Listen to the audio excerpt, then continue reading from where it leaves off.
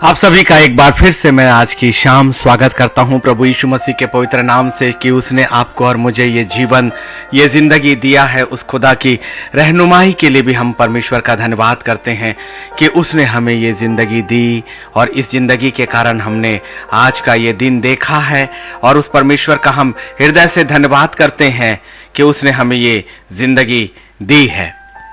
पवित्र आत्मा के साथ चलना ही तो जिंदगी है, पवित्र आत्मा के साथ रहना ही जिंदगी है और पवित्र आत्मा ही आपका और मेरा अगवा है और वही हमारे और आपके जीवन के लिए एक आधार है। आज के दिन के लिए हम एक बार फिर से धन्यवाद करते हैं कि वो पवित्र आत्मा हमारे लिए है और जितने इस वक्त मेरे साथ लाइव पर आप आ रहे हैं, मैं आप सभी का भी स्वागत करता हूं और हर एक का नाम लेना मेरे लिए संभव नहीं है, लेकिन आप लगातार मेरे साथ हर दिन की भांति बने रहते हैं और आज भी आप मेरे साथ हैं, इसके लिए मैं आपका धन्यवाद करता हूं। वो लोग जो YouTube में इस प्रसारण को आगे देखेंगे, मैं उनका भी स्वागत करता हूं और आने वाले समय में जो YouTube में और इस फेसबुक लाइव का वीडियो जो शेयर होगा उसे देखेंगे, मैं आप सभी का भी प्रभु यीशु मसीह के पवित्र नाम से स्वागत करता हूं। आइए हम एक छोटी सी प्रार्थना के साथ आज के लाइव को हम प्रारंभ करें। पवित्र पवित्र सामर्थी सेनाओं के पवित्र परमेश्वर यहोवा, हम आपका धन्यवाद करते हैं कि आपका अनुग्रह हम पर है, बहुतायत से है और आपकी सुरक्षा भी हम पर है। प्रभु, पवित्र आत्मा के बगैर हमारी जिंदगी नहीं और पवित्र आत्मा आपके बगैर हम कुछ भी नहीं, इसलिए हम पर आपका अनुग्रह और दया बहुतायत से बना रहे। यीशु मसीह के पवित्र नाम में आमीन, आमीन, आमीन, आमीन, आमीन।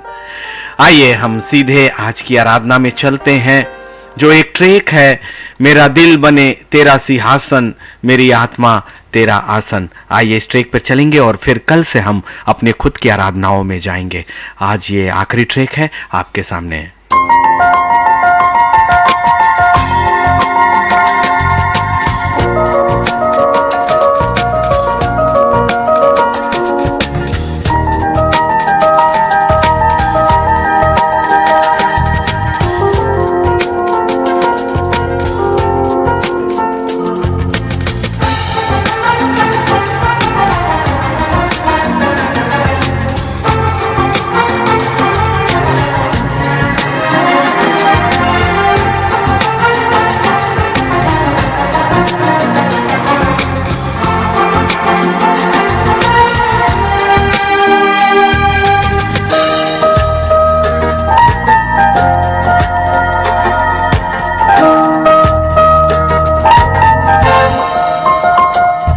मेरा दिल बने तेरा सिंहासन, मेरी आत्मा तेरा आसन।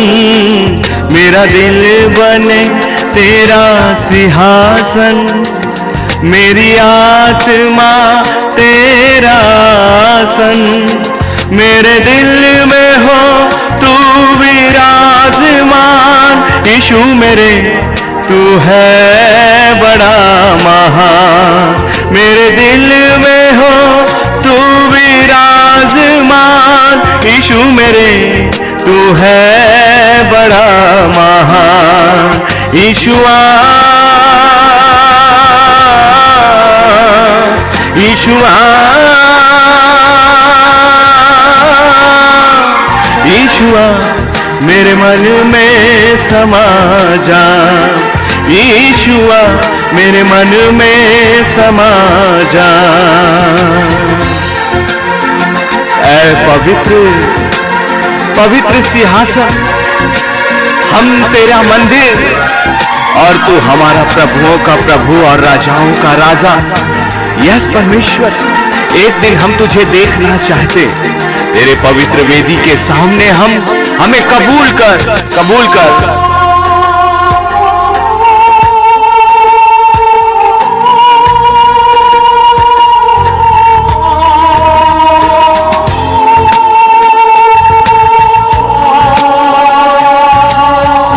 यस परमेश्वर,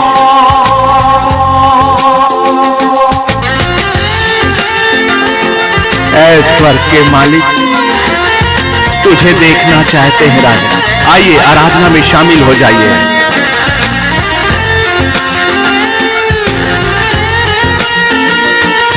यस परमेश्वर,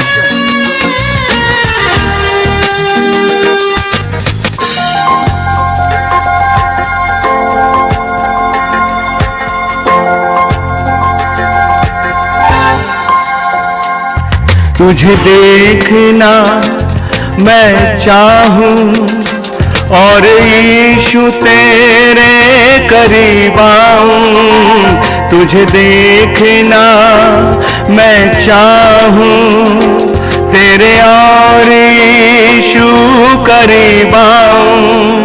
कितना है तू प्यारा प्रभु, तेरी महिमा मैं सबको सुनाऊं। कितना है तू प्यारा प्रभु, तेरी महिमा मैं सबको सुनाऊं। यीशुआ यीशुआ यीशुआ मेरे मन में समा जा। यीशुआ मेरे मन में समा जा। ऐ खुदा, ये जिंदगी तूने हमें दी, इस संसार ने हमें नहीं बनाया और इस संसार की मिट्टी से हम नहीं है, परंतु हम तो तेरी आत्मा और आत्मा से है। हमारा देह, हमारी शरीर उस पवित्र आत्मा का मंदिर है।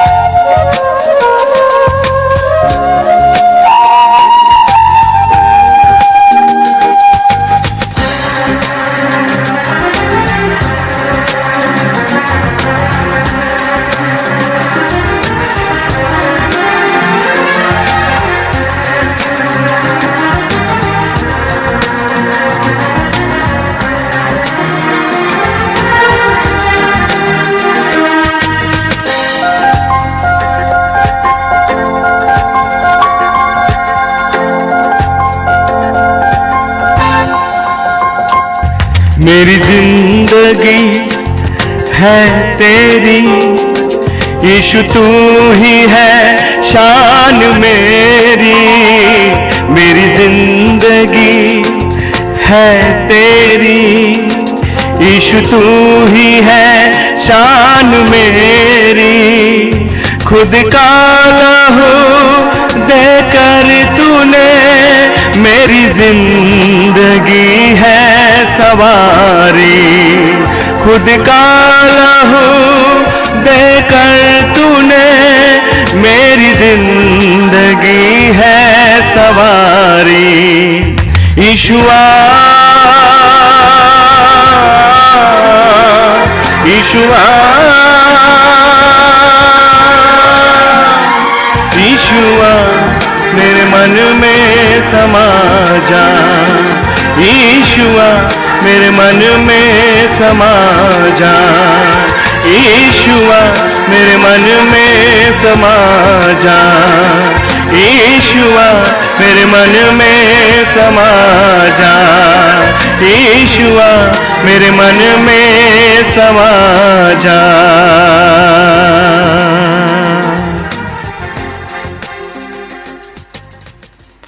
उस पवित्र परमेश्वर का हम धन्यवाद करते हैं जिसने हमें ये जिंदगी दी है, केवल उस खुदा की ओर से है ना। मनुष्य चाहे अपने दिनों में से चाहे कितना भी प्रयास कर ले, आपकी जिंदगी में से एक पल की सांसें भी आप अपनी क्षमता से ना तो ले सकते हैं ना ही छोड़ सकते हैं। हमें अनुग्रह के सिंहासन के सामने तो आना ही होगा। अभी भी अवसर हमारे पास है। ये नए यरूशलेम का प्रचार है जो बड़ी गंभीरता का, परमेश्वर की वेदी ऐसे ही नहीं है और मसीहत एक धर्म नहीं है। मसीहत एक सच्चाई है अनंत काल की जिंदगी की, उस जिंदगी की सच्चाई जो वास्तव में सच और सच और सच है। और एक दिन हमें उस पवित्र परमेश्वर के सिंहासन के सामने जाना होगा। ये उसकी इच्छा है, उसकी मंशा है। यीशु मसीह के आने का उद्देश्य भी यही है, उसके क्रूस पर बलिदान देने का भी उद्देश्य यही है। और पवित्र आत्मा की सहायता भी तो आपके और मेरे लिए इसीलिए है ना। क्यों नहीं अभी भी हम अपने आत्मिक कानों को खोलते, क्योंकि अभी अवसर है और पवित्र आत्मा बड़ी शांति के साथ बड़े हौले हौले आपके करीब पहुंच चुका है, केवल इस इंतजार के लिए कि कब आप उसे अपने शरीर के अंदर, जो कि उसका मंदिर है, पवित्र मंदिर, क्योंकि अब परमेश्वर ईंट और पत्थरों के भवनों में नहीं, मनुष्यों के शरीर से और उस आत्मा के स्थान पर निवास करना चाहता है जो उसका अपना वास्तविक स्थान है। अभी भी परमेश्वर का स्वभाव नहीं बदला। जैसे वो सीने के पर्वत पर उतरता था, जैसे वो मिलाप वाले तंबू पर उतरता था, जैसे वो सुलेमान के मंदिर पर अभिषेक के साथ उतरता था, वैसा ही परमेश्वर हर मनुष्य के शरीर में, उसके वातावरण में अब भी उतरता है, उतरना चाहता है। हमने अपने मन, अपने मस्तिष्क, अपने विचारों को उस परमेश्वर के लिए अभी भी तैयार नहीं किया, अभी भी तैयार नहीं किया। पवित्र आत्मा से भर जाओ। पवित्र आत्मा से भरने का पाठ हमने देखा कि यीशु मसीह ने यूहन्ना 14 और 16 में कहा था कि मैं पिता से विनती करूंगा और वह तुम्हें एक और सहायक देगा कि वो सर्वदा तुम्हारे साथ रहे। ये परमेश्वर की योजना थी। यीशु मसीह के आने का उद्देश्य था कि वो आपके लिए एक और सहायक दे। वो सहायक है पिता परमेश्वर की योजनाओं के अनुरूप आपका सहायक मित्र, ऐसा सहायक जिसके बराबर कोई इस संसार में है ही नहीं। सेत में मुफ्त में मिली हुई चीजें, आत्मिक संसार की, आत्मिक अधिकार की, अभी नहीं तो फिर कब, किस समय? यूहन्ना 15 और 14 भी हमने कल देखा था। जो कुछ मैं तुम्हें आज्ञा देता हूं यदि उसे करो तो तुम मेरे मित्र हो। एक ही चीज तो है, विश्वास के साथ आज्ञा को मानना।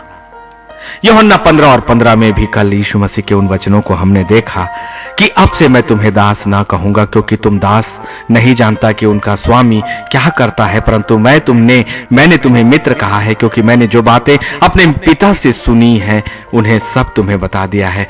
और एक मित्र कभी भी अपने मित्र से कोई भेद नहीं छुपाता। वैसे यीशु ने पवित्र शास्त्र और अनंत जीवन की सारी बातों को आपको न सिर्फ बताया है, परंतु आपके लिए उसने तैयारी भी की है। यूहन्ना बपतिस्मा देने वाले ने एक गवाही दी यीशु मसीह के लिए और पवित्र आत्मा के बपतिस्मा के लिए। यद्यपि वो खुद एक फेमस व्यक्ति था जिसके पास एक बड़ी भीड़ आया करती थी बपतिस्मा लेने के लिए, लेकिन उसे पता था कि वास्तविक बपतिस्मा तो इस जल के बपतिस्मे के ऊपर है, कहीं कुछ और है, और वो है पवित्र आत्मा का बपतिस्मा, अर्थात पवित्र आत्मा से भर जाना। इसीलिए यूहन्ना का अध्याय, उसके पहले अध्याय के उसके 33वां में उसने एक गवाही दी, मैं तो उसे पहचानता नहीं था, परंतु जिसने मुझे जल से बपतिस्मा देने को भेजा उसी ने मुझसे कहा कि जिस पर तू आत्मा को उतरते और ठहरते हुए देखे वही पवित्र आत्मा से बपतिस्मा देने वाला होगा। और उसने यूहन्ना ने पवित्र आत्मा को उतरते और ठहरते हुए यीशु मसीह के सर पर ही तो देखा, और इसलिए वो जान गया कि यीशु मसीह ही वो शख्स है जो पवित्र आत्मा से बपतिस्मा देने वाला है। यही तो रहस्य है। इसलिए पवित्र आत्मा से भरने के लिए यीशु मसीह के पास आना ही होगा। यूहन्ना 7 और 37 भी हमने कल देखा था कि यीशु मसीह कैसे शीलो के कुंड के सामने खड़े होकर एक पुकार देते हैं, कहते हैं कि यदि कोई प्यासा हो तो मेरे पास आकर पिए। और ये प्यासा और प्यास जो है पवित्र आत्मा के विषय में थी, आत्मिक जीवन के विषय में, जो आत्मिक जीवन की शुरुआत पवित्र आत्मा के बगैर तो होती ही नहीं। यूहन्ना 7 और उसके 38 में वो आगे कहते हैं, जो मुझ पर विश्वास करेगा, जैसा पवित्र शास्त्र में आया है, उसके हृदय में से जीवन के जल की नदियां बह निकलेगी, स्रोत बनेगा, क्योंकि पवित्र आत्मा खुद उनके हृदय के अंदर निवास करता है। यूहन्ना 7 और 39 में लिखा है, उसने यह वचन उस आत्मा के विषय में कहा था जिस पर विश्वास करने वाले पाने पर थे, और भेद यही है कि पवित्र आत्मा उससे मिलता है जो प्रभु यीशु पर, अर्थात उस पर जो उसका देने वाला है, उस पर विश्वास करते हैं। पौलुस ने प्रेरितों के काम और उसके 19वें अध्याय और उसके 6वें कलाम में जब उन्होंने अन्य जातियों पर हाथ रखा तो वो पवित्र आत्मा उन पर उतरा और वो भिन्न भिन्न भविष्यवाणियां करने लगे। आज हम उसके आगे चलते हैं कि उस खुदा ने हमें कौन सी ऐसी बातें दी है। प्रेरितों के काम उसका पहला अध्याय उसके 8वें में पवित्र आत्मा से भरने का मतलब क्या है, पवित्र आत्मा से भरने का परिणाम क्या होता है, और कैसे ना सिर्फ पहली शुरुआत तो यह होती है कि जब तक हम पवित्र आत्मा को प्राप्त नहीं करेंगे, जब तक कि पवित्र आत्मा हमारे अंदर निवास नहीं करेगा, जब तक हम नीति वचन 3, 5 और 6 के अनुसार अपनी समझ को जब तक हम नहीं छोड़ेंगे, और जब तक हम उस खुदा पर विश्वास नहीं करेंगे, क्योंकि तू अपनी समझ का सहारा मत लेना, लेकिन संपूर्ण मन से परमेश्वर यहोवा पर भरोसा रखना। परमेश्वर यहोवा पर भरोसा और भरोसा और भरोसा, इसका मतलब यह है संसार पर भरोसा नहीं, परंतु खुदावंत पर और उसके कलाम पर।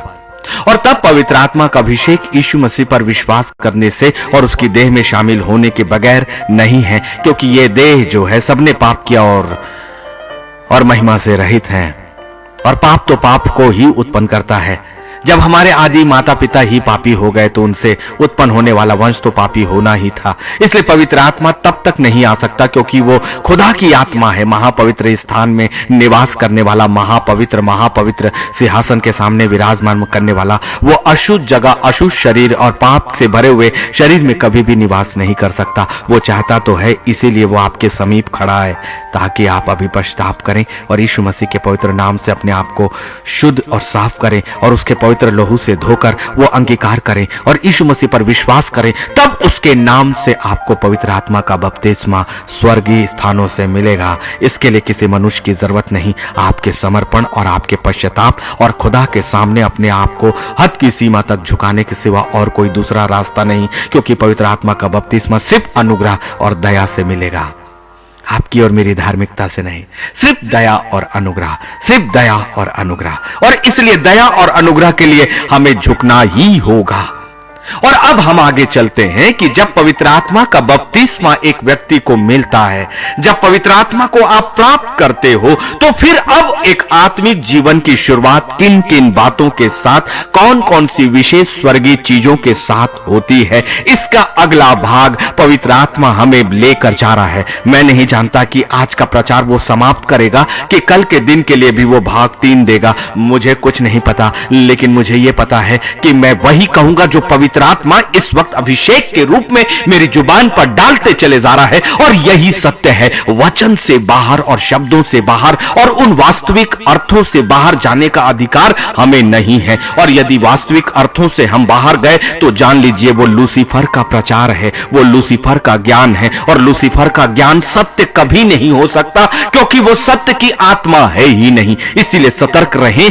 जब स्वर्गीय शिक्षक, स्वर्गीय अगुवा, स्वर्गीय रहस्यों को खोलने वाला वो पवित्र आत्मा आपके साथ है, तो क्यों नहीं उसे अपनी जिंदगी में बपतिस्मे के रूप में स्वीकार करते।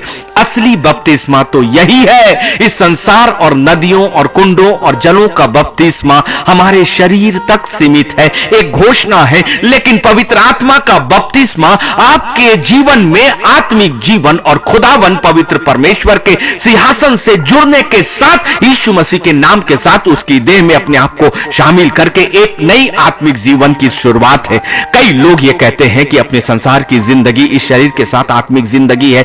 कभी भी नहीं। ये शरीर के साथ आत्मा कभी भी नहीं रह सकता, क्योंकि मैं नहीं, वचन ये कहता है शरीर और आत्मा दोनों एक दूसरे के विरोधी हैं। और जब ये एक दूसरे के विरोधी हैं और जब हम बिना समझ के इन दोनों को, जो वचन और पवित्र आत्मा और खुदा का कलाम हमें ये कहता है कि आपका ही शरीर आपके ही आत्मा के विरोध में है और कोई दूसरी चीज नहीं। वचन जो कहता है वही सत्य और वही सत्य है। यदि आप नकारते हो कि आपकी आत्मा आपके शरीर के साथ चलती है या आपका शरीर आपकी आत्मा के नीचे है, तो यह असत्य है, क्योंकि सत्य तो केवल एक ही जगह पर है, वो है खुदा का कलाम और पवित्र आत्मा की वो बातें, वो रहस्य जो वही जानता है और वही अपनी मंशा के अनुसार हमारे तक उन रहस्यों को लेकर आता है। और वो कहता है कि ज्योति और अंधकार का कोई मेल नहीं है, ज्योति और अंधकार का कोई मेल नहीं है। यदि शरीर और आत्मा को हमने एक कर लिया तो सबोपदेशक 12 और 7 के विरोध में हम चले जाते हैं। यदि हमने शरीर और आत्मा को एक ही मान लिया और कहा कि शरीर में ही मेरी आत्मा की जिंदगी को भी मैं जी सकता हूं, बिल्कुल भी सत्य नहीं होगा, क्योंकि शरीर और आत्मा दोनों एक दूसरे के विरोधी है। और यही सबसे पहली और सबसे बड़ी और सबसे अंतिम गलती भी होगी कि कभी भी हम नए यरूशलेम के उन स्थानों में, उन 12 फाटकों में प्रवेश करने के योग्य नहीं होंगे। लेकिन धन्यवाद कि पवित्र आत्मा से भरने और भरने के बाद आज भाग 2 में हम देखेंगे कि उसका परिणाम, पवित्र आत्मा के बपतिस्मे का परिणाम क्या होता है। मैं एक बार फिर से दोहरा दूं कि पवित्र आत्मा का बपतिस्मा मनुष्यों के द्वारा नहीं, अगुवों के द्वारा नहीं, पासबानों के द्वारा नहीं, यीशु मसीह के द्वारा होता है। और यीशु मसीह के द्वारा उस पर विश्वास करने से होता है और उस पर विश्वास आपकी जुबान से अंगीकार करने से होता है। जो यीशु ने किया उसे अंगीकार करें, तब वो आपको अपनी देह में होने का अधिकार देगा। और अब जब ये अधिकार हम प्राप्त कर लेते हैं, आइए बढ़ें आत्मिक जिंदगी में, उस आत्मिक सामर्थ की जिंदगी में। प्रेरितों के काम उसका पहला और 8वां अध्याय, 8वां कलाम यहां प्रारंभ करता है पवित्र आत्मा के बपतिस्मे के बाद। जब पेंतीकुष्ट के दिन पवित्र आत्मा उन प्रेरितों पर उतरा, उस दिन उस प्रतिज्ञा के पूरे होने का प्रारंभिक दिन था जो यीशु मसीह ने इस संसार में आपसे और मुझसे वादा किया। ये वादा केवल चेलों से नहीं था, वो वादा हमसे भी है, अभी भी इस वक्त, क्योंकि स्वर्ग तो अनंत से अनंत है भाई। स्वर्ग हमारे अनुसार वर्षों, महीनों और दिनों में काउंटिंग की जगह नहीं है। स्वर्ग में मृत्यु तो है ही नहीं, स्वर्ग में कभी कोई चीज नाशमान नहीं है। और वो जगह जो अनंत से अनंत की है, वो जगह जो वर्षों, महीनों और दिनों पर निर्भर नहीं करती, वो जगह जहां कोई भी चीज नाशमान नहीं है। आप उसी जगह से हो, आप उसी जगह से आए हो, उसी जगह के वास्तविक अधिकारी भी हो, उसी जगह के वास्तविक संतान भी हो। लेकिन हमने इस संसार की जिंदगी को, अपनी आयु को ही अपनी जिंदगी समझ लिया, इस शरीर और शरीर की सांसों को ही अपनी जिंदगी समझ लिया, जबकि वचन के अनुसार आपके शरीर की जिंदगी आपकी जिंदगी नहीं, वो केवल एक ठहराव और एक योजना थी जो परमेश्वर चाहता था कि उसकी संतानें इस संसार में आए और उस परमेश्वर की सहभागिता करें, उस परमेश्वर को महिमा दें, उस परमेश्वर की स्तुति और आराधना करें बने और जयवंत हो जाएं और फिर एक दिन खुदावन के सिंहासन के सामने वापस लौट जाएं। और ये पवित्र आत्मा से भरने के बगैर नहीं हो सकता। देखिए इसकी शुरुआत क्यों और कैसे कहां से होती है। प्रेरितों के काम उसका पहला अध्याय उसका 8वां कलाम कहता है, परंतु जब पवित्र आत्मा तुम पर आएगा, जब आप यीशु मसीह को स्वीकार करते हो, वो पवित्र आत्मा निश्चित तौर से सच में आपको स्पर्श करेगा। और नहीं तो आज की रात खुदावन की ओर से कहता हूं, मैंने अपनी ये जिंदगी में उस पवित्र आत्मा को वैसा ही प्रयोग किया जैसा एक प्रोफेसर अपने लैब में उस साइंस और फिजिक्स के एक्सपेरिमेंट करता था।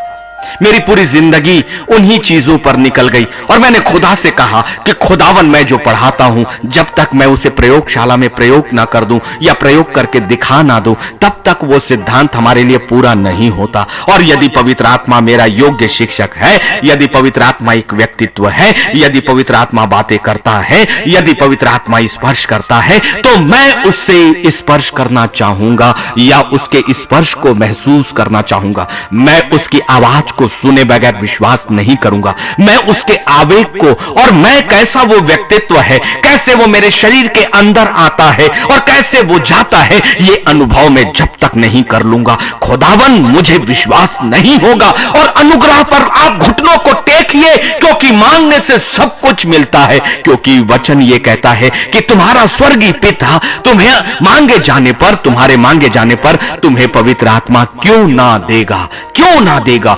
निश्चितता का वादा है ये। तुम्हारा स्वर्गीय पिता तुम्हारे मांगे जाने पर तुम्हें पवित्र आत्मा क्यों नहीं देगा। ये वाचा थी आपके लिए, वो वाचा जो अब नई वाचा के रूप में यीशु मसीह ने आपसे और मुझसे अपने लहू के द्वारा बांध लिया। और उसने कहा कि मैं जाता हूं ताकि मैं तुम्हारे लिए जगह तैयार करूं, और यदि मैं जाऊंगा तो वह पवित्र आत्मा तुम्हारे लिए आएगा। इसका मतलब वो पवित्र आत्मा सच में वचन के अनुसार हमारे बीच में है, हमारे बीच में, हमारे साथ में है। और सच में जब मैंने ये प्रार्थनाएं शुरू करी, पवित्र आत्मा के स्पर्श को, उसके आने और जाने को, उसकी बातों को, उसकी आवाज को मेरे कान सुनने लगे, क्योंकि अब वो आत्मिक कानों को खोल चुका था। आपकी लालसा, आपकी दृढ़ता, परमेश्वर के प्रति प्रेम और उससे विश्वास और उससे जिद करना जरूर पवित्र आत्मा को आपको अपनी जीवन में महसूस कराएगा। केवल अन्य भाषा बोलना ही पवित्र आत्मा की उपस्थिति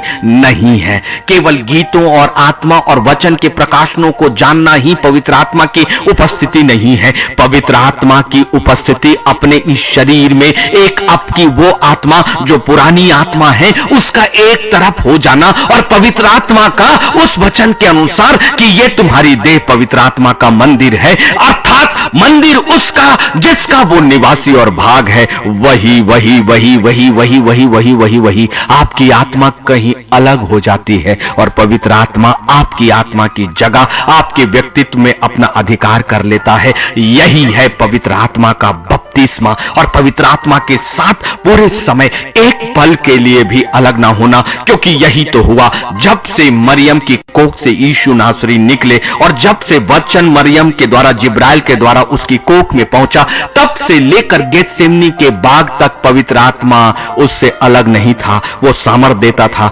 लेकिन जब वो यरदन पर आया और यूहन्ना बपतिस्मा देने वाले के सामने आया तो वो घटनाएं इसलिए हुई ताकि वो वचन पूरा हो कि वास्तविक बपतिस्मा जो नए यरूशलेम के लिए है वो पवित्र आत्मा का बपतिस्मा हो। इसीलिए यीशु मसीह पर पवित्र आत्मा कबूतर की नाई उतरा और उस पर ठहर गया। और इसीलिए यूहन्ना से परमेश्वर ने कहा था कि जिस पर ये बातें होंगी वो पवित्र आत्मा से बपतिस्मा देने वाला होगा। यही तो भेद और भेद और भेद है। लेकिन अब देखिए, जब पवित्र आत्मा तुम पर आएगा तब तुम सामर्थ पाओगे। वाओ, शुरुआत हो जाती है स्वर्ग की सामर्थ से, और स्वर्ग की सामर्थ कोई समान सी चीज नहीं है। सेठ में मिली हुई चीजें, इतनी महान चीजों के अलावा मैं तो उछलूं और कूदूं और गाऊं कि प्रभु इस संसार में कुछ मिले या ना मिले, सबसे पहली शुरुआत पवित्र आत्मा के बपतिस्मा पाने के साथ, जब पवित्र आत्मा तुम पर आएगा तब तुम सामर्थ पाओगे। वो सामर्थ जो गेतसेमनी के बाग में स्वर्गदूतों के द्वारा यीशु मसीह को दी गई, वो सामर्थ जो चेलों को भी उनकी मौत के समय दी गई, वो सामर्थ जो खुदावन के लोगों को अभी भी मिलती है, वो ताकत जो भूत भविष्य और वर्तमान में निर्भर नहीं करती। इसीलिए हर तरह की सामर्थ, हर तरह की बातें वो प्राप्त करेगा। सबसे पहली शुरुआत पवित्र आत्मा के बपतिस्मे के साथ, पवित्र आत्मा के भरने के साथ और पवित्र आत्मा को पाने के साथ हमें स्वर्ग की सामर्थ को हम पाते हैं, स्वर्गीय स्थानों से, स्वर्गीय स्थानों से। इसलिए एक ऐसी चीज जो स्थायी है, स्वर्ग की सामर्थ मतलब संपूर्ण स्वर्ग का अधिकार, संपूर्ण स्वर्ग का अधिकार। स्वर्ग का अधिकार आत्मिक जिंदगी इस संसार की औपचारिकताओं और परंपराओं में नहीं है। शास्त्री और फरीसी, सदूकी, सारे लोग ये मूसा की व्यवस्था को अक्षर अक्षर पालन करते थे। वो अपना 10वां हिस्सा भी चढ़ाते थे, वो आराधनालय में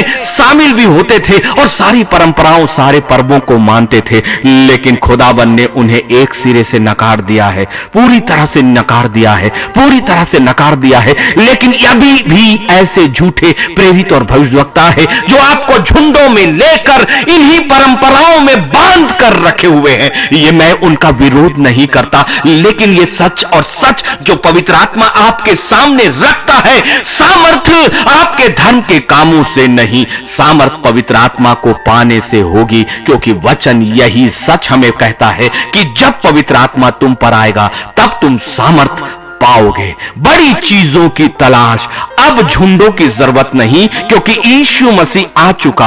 अब हमें उसे खोजने की जरूरत नहीं। अब भविष्यवक्ताओं की किताबों में उन्हें खोजने की जरूरत नहीं कि उद्धारकर्ता कब आएगा, कहां से आएगा। उद्धारकर्ता आ भी चुका और आपका उद्धार करके जा भी चुका। और उद्धार को प्राप्त करने के लिए, उस उद्धार की सामर्थ को प्राप्त करने के लिए एक सहायक पवित्र आत्मा आपके पास उतर भी चुका, लेकिन वो आपके शरीर में अभी भी प्रवेश करने के लिए देख रहा है कि कब आप उसको पाकर स्वर्ग की सामर्थ को पाओगे।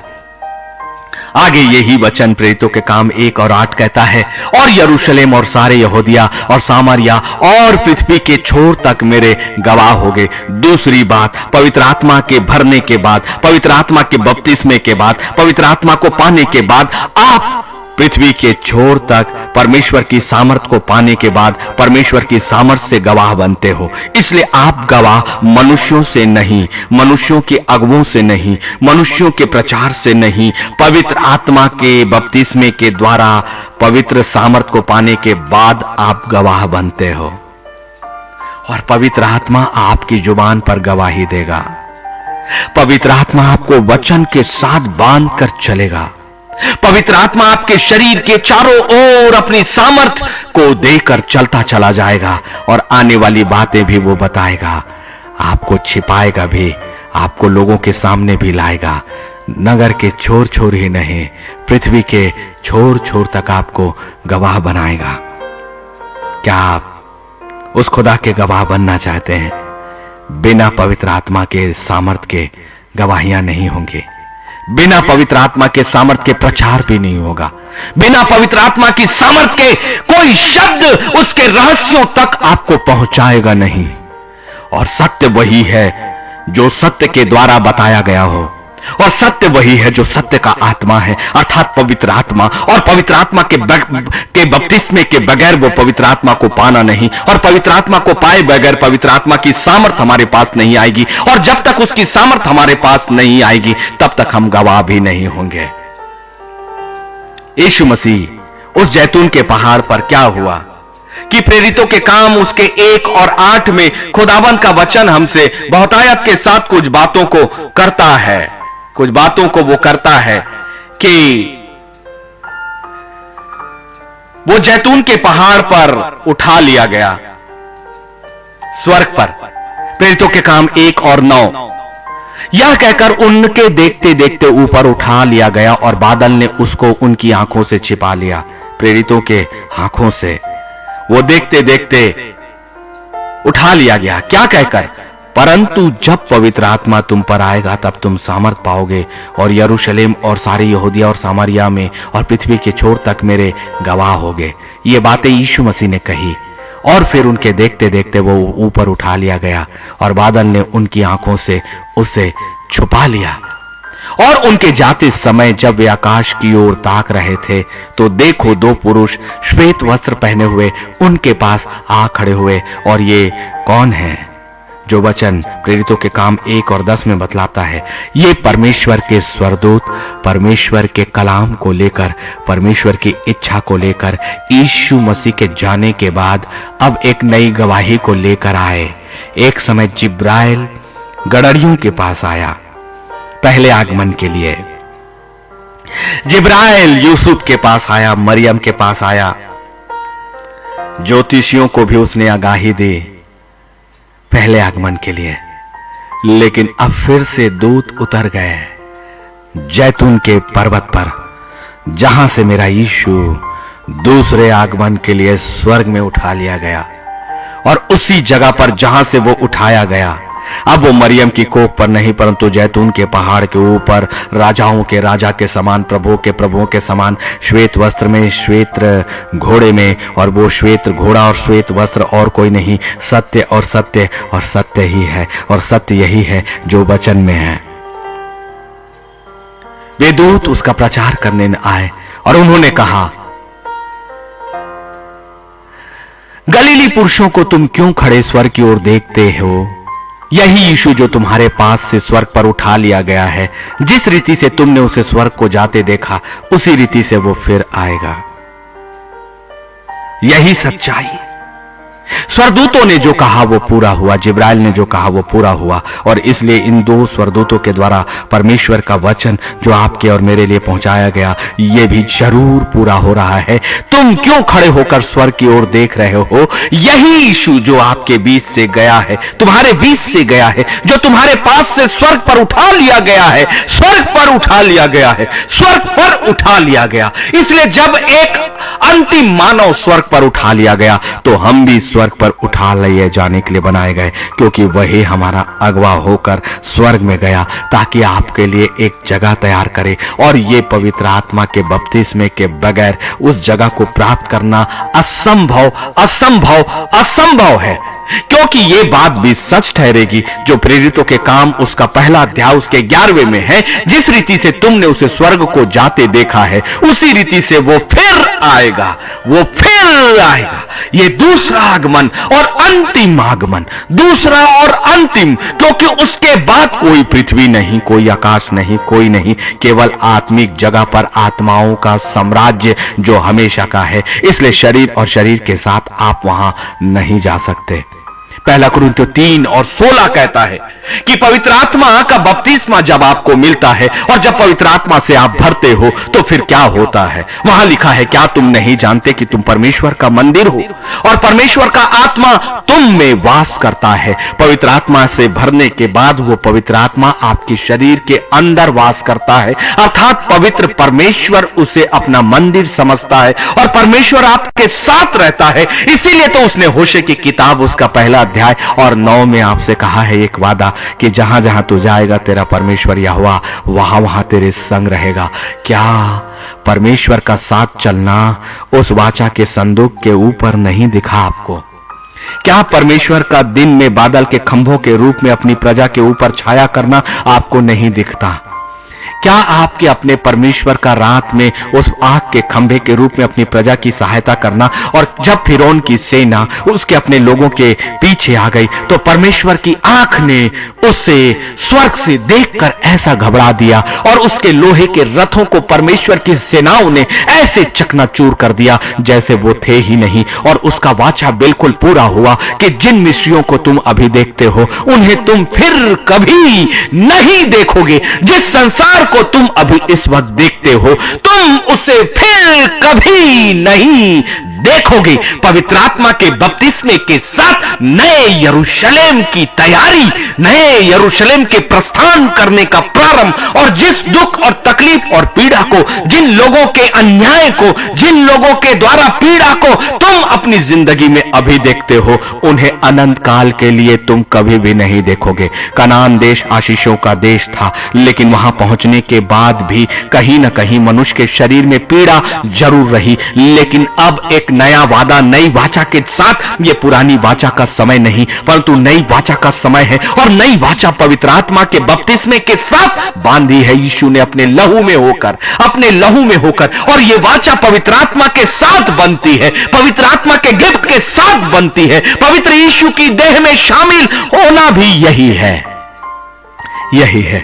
इसलिए यीशु के लहू से धुलना अलग नहीं है, पवित्र आत्मा को पाना अलग नहीं है, यीशु मसीह की देह में शामिल होना अलग नहीं है, नए आत्मिक जीवन को पाना अलग नहीं है। सब एक ही चीज है, पवित्र आत्मा से भर जाना, पवित्र आत्मा से भर जाना, पवित्र आत्मा से भर जाना। पहला कुरिन्थियों 6 और 19 में फिर से वही बातें जो पहला कुरिन्थियों 3 और 16 में है। फिर से वचन और अधिक स्पष्टता के साथ उससे पहला कुरिन्थियों 6 और 19 में कहता है, क्या तुम नहीं जानते कि तुम्हारी देह पवित्र आत्मा का मंदिर है और जो तुम में बसा हुआ है और तुम्हें परमेश्वर की ओर से मिला है। अपडेट कर रहा है। देखिए, पहले उसने लिखा है पहले कुरिन्थियों के उसके 3 अध्याय और उसके 16वें में, 3 अध्याय उसके 16वें में, क्या तुम नहीं जानते कि तुम परमेश्वर का मंदिर हो और परमेश्वर का आत्मा तुम में वास करता है। ये आधी बातें थी। पहली बात, तुमको यह जानना होगा कि तुम परमेश्वर के मंदिर हो और परमेश्वर का आत्मा अर्थात खुदा का आत्मा तुम में वास करता है। लेकिन और अधिक वचन आपको और अधिक गहराई और रहस्य में लेकर जाता है। पहला कुरिन्थियों उसके 6 और उसके 19 में वो कहता है वही बातें जो 3 में है। क्या तुम नहीं जानते कि तुम्हारी देह पवित्र आत्मा का मंदिर है? लेकिन वहां उसने इससे पहले कहा और परमेश्वर का आत्मा तुम में वास करता है। लेकिन अब वो रहस्य को और अलग करता है। वो कहता है, क्या तुम नहीं जानते कि तुम्हारी देह पवित्र आत्मा का मंदिर है। 2 बार उसने ये बातें आपसे कह दी। इसका मतलब आप पवित्र आत्मा के मंदिर हो, यह निश्चित है। आप पवित्र आत्मा के मंदिर हो, यह निश्चित है। परमेश्वर का आत्मा आपके अंदर निवास करता है, यह निश्चित है, यह निश्चित है, यह निश्चित है। वो स्वर्गीय सिंहासन जब वो वाचा के संदूक के पास उतरा करता था, उस जगह पर जाने का अधिकार किसी को नहीं था। लेकिन यीशु मसीह के बलिदान ने आपके शरीर को पवित्र कर दिया। यीशु मसीह के बलिदान ने आपको नए यरूशलेम के योग्यता दे दी। यीशु मसीह के लहू से धुलकर आपका शरीर फिर से इतना साफ और पाक हो गया कि वो पवित्र परमेश्वर वैसे ही उतरे जैसे वो अदन की वाटिका में उतरता था। अब वो अदन की वाटिका नहीं, आपके शरीर के अंदर निवास करना चाहता है। इसीलिए पहला कुरिन्थियों 6 और उसका 19 में कहता है, क्या तुम नहीं जानते कि तुम्हारी देह पवित्र आत्मा का मंदिर है और जो तुम में बसा हुआ है और तुम्हें परमेश्वर की ओर से मिला है और तुम अपने नहीं हो, तुम अपने नहीं हो, तुम अपने नहीं हो। पवित्र आत्मा से भरने का मतलब पवित्र आत्मा का मंदिर बन जाना, पवित्र परमेश्वर का मंदिर बन जाना और फिर उसका हमारे लिए निवास करना और फिर हमारे ऊपर अधिकार नहीं होता। यदि आप में से कोई ये कहता है कि मैं अपने आत्मिक जीवन में जीता हूं और परमेश्वर को मैंने अपनी जिंदगी दी, लेकिन यदि वो अपने ऊपर खुद अधिकार करता है तो वचन के अनुसार वो आत्मा में नहीं है। वचन के अनुसार आत्मा की जिंदगी उसके साथ नहीं है, क्योंकि पहला कुरिन्थियों 6 और 19 कहता है, तुम अपने नहीं हो। लेकिन जब तक आपने अपने आप को अपने में रखा है, तब तक आत्मिक जीवन कभी भी नहीं हो सकती है।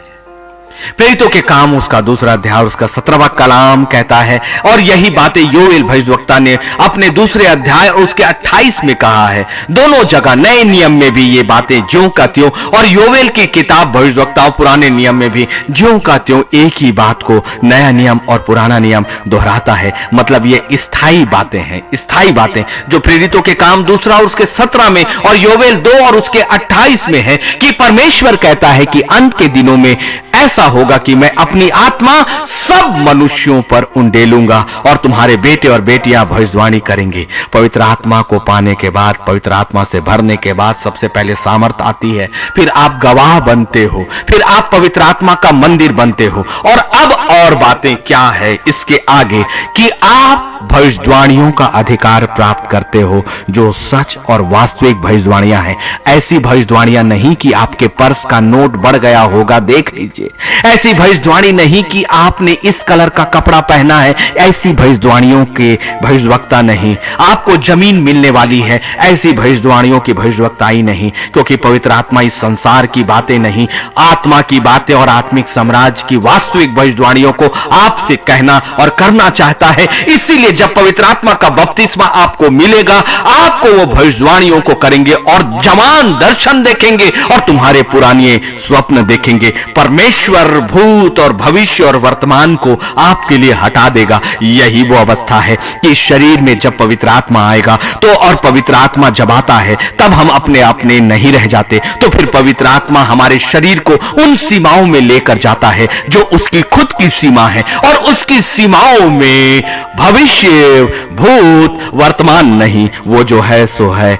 इसलिए वो दर्शनों और भविष्यवाणियों की बातों को कहेगा, क्योंकि पवित्र आत्मा आने वाली बातों को भी जानता है और उन दर्शनों को भी जानता है जो परमेश्वर की ओर से प्रदान की जाती है, क्योंकि वही तो एक मध्यस्थ, वही तो एक बताने वाला है। इसीलिए वो कहता है कि अंत के दिनों में ऐसा होगा कि मैं अपनी आत्मा सब मनुष्यों पर उंडेलूंगा, सब मनुष्यों पर, सब मनुष्यों पर। इसलिए लूसीफर कहता है ना कि आप पापी हो, आप परमेश्वर के सामने और उसके निकट आने की योग्य नहीं हो, नहीं हो, नहीं हो।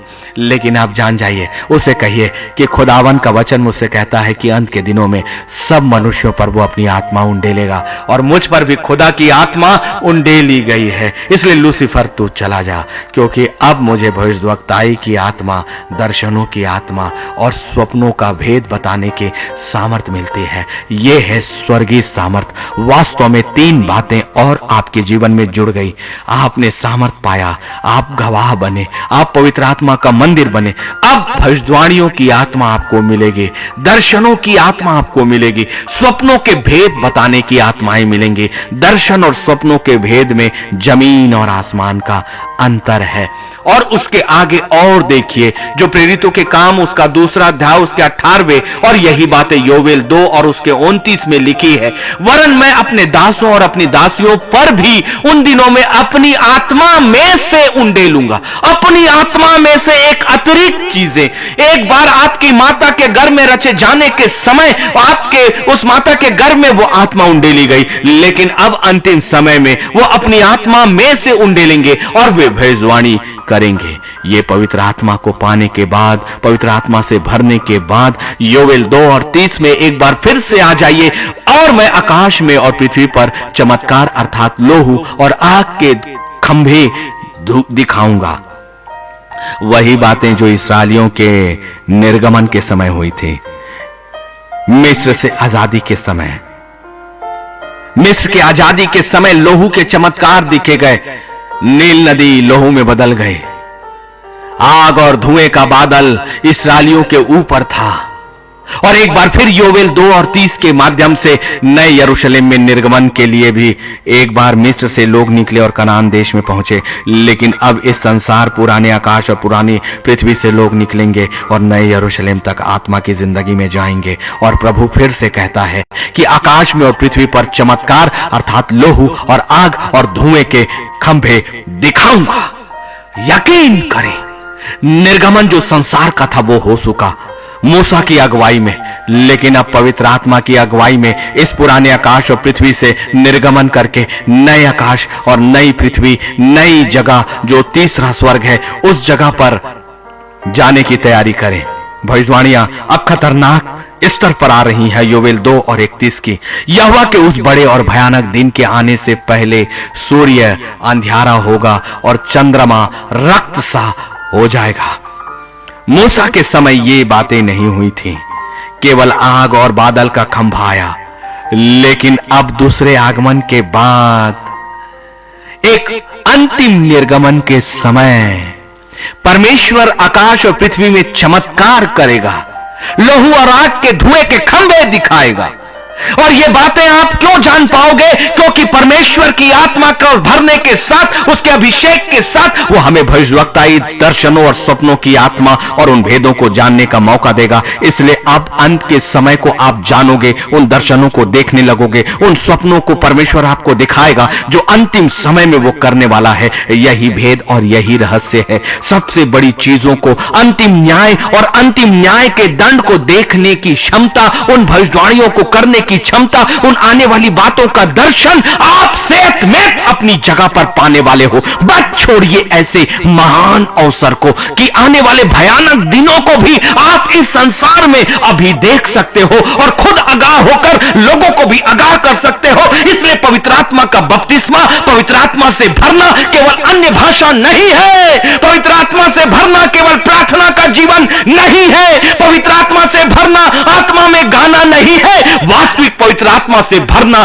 स्वर्ग की सामर्थ को प्राप्त करना है। वास्तविक पवित्र आत्मा से भरना अगुओं में परिवर्तित होना है। वास्तविक पवित्र आत्मा से भरना परमेश्वर का मंदिर बनना है। वास्तविक पवित्र आत्मा से भरना भविष्यवाणियों की आत्मा और सामर्थ को पाना है। वास्तविक पवित्र आत्मा से भरना दर्शनों को देखने की क्षमता पाना है। वास्तविक पवित्र आत्मा से भरना स्वप्नों के भेदों को बताने हैं और ये अंत के दिनों का भेद बताएगा आपको।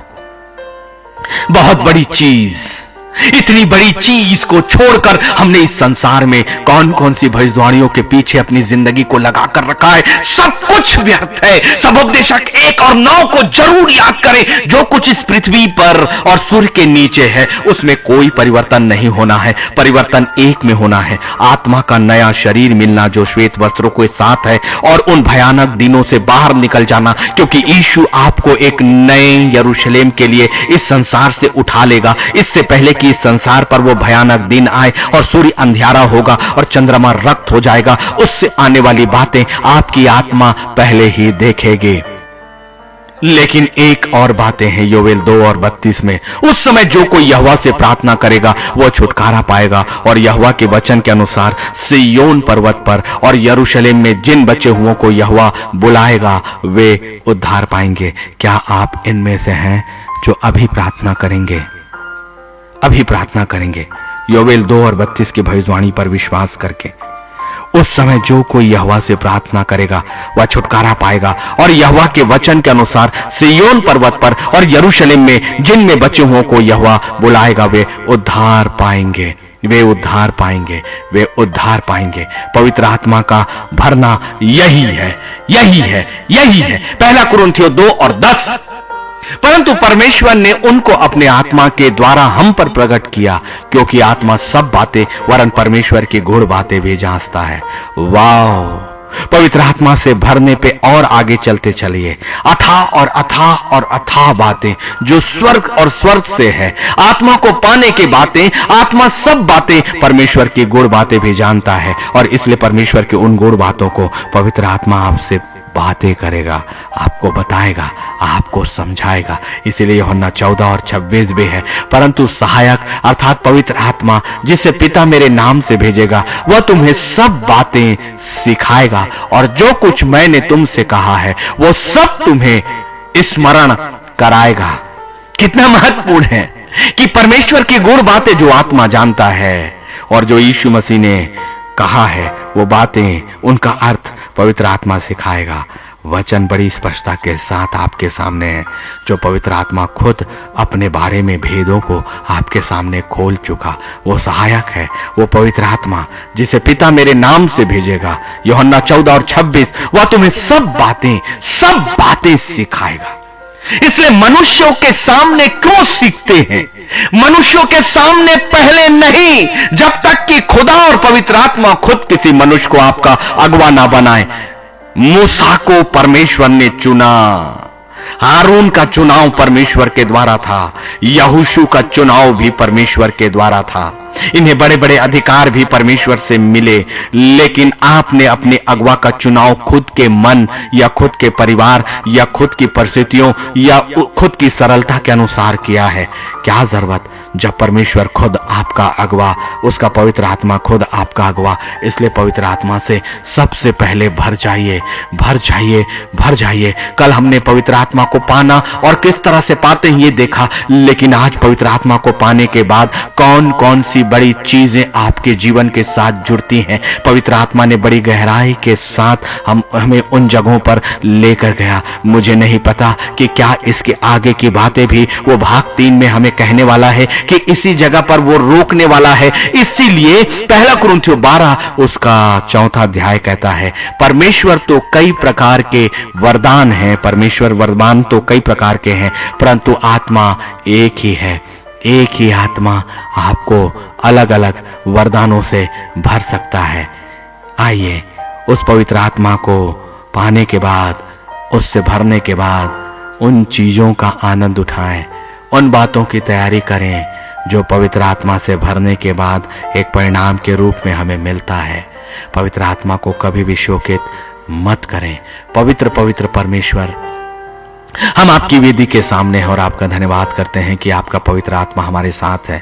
पिता, उस पवित्र आत्मा को कभी भी हम अपनी जिंदगी से वापस जाने नहीं देना चाहते और उसके बगैर हम अपनी जिंदगी में जीना भी नहीं चाहते। इसलिए पवित्र पवित्र पवित्र सामर्थ्य सेनाओं के पवित्र परमेश्वर यहोवा, हम पर अपनी महान दया को करना मेरे परमेश्वर, ताकि आपकी दया हम पर पूरी तरह से अनुग्रह में बदल कर हमें पवित्र आत्मा के बपतिस्मे से भर दे। और यीशु मसीह पर हम विश्वास करते हैं और ये विश्वास करते हैं कि वो पवित्र आत्मा केवल यीशु मसीह के द्वारा और उसके लहू से धुलने के बाद जब हमारी देह पवित्र आत्मा का मंदिर बनती है, तब वो पवित्र आत्मा सहायक हमारे लिए हमारे शरीर के अंदर निवास करता है और हमें हर बात समझाता है और उन गूढ़ बातों को भी जो उसने पिता परमेश्वर से जाना, क्योंकि वो इसीलिए हमारे लिए सहायक के रूप में भेजा गया कि हम उन गढ़ रहस्यों को, जहां तक मनुष्य की पहुंच की क्षमता नहीं, जो स्वर्गीय स्थानों में कोई मनुष्य कभी भी नहीं पहुंच पाएगा जब तक कि वो न्याय का दिन ना आए। और उस न्याय के दिन के बाद भी मनुष्य अपने इस पुराने शरीर में नहीं पहुंचेगा प्रभु, परंतु एक नए शरीर में होकर जाएगा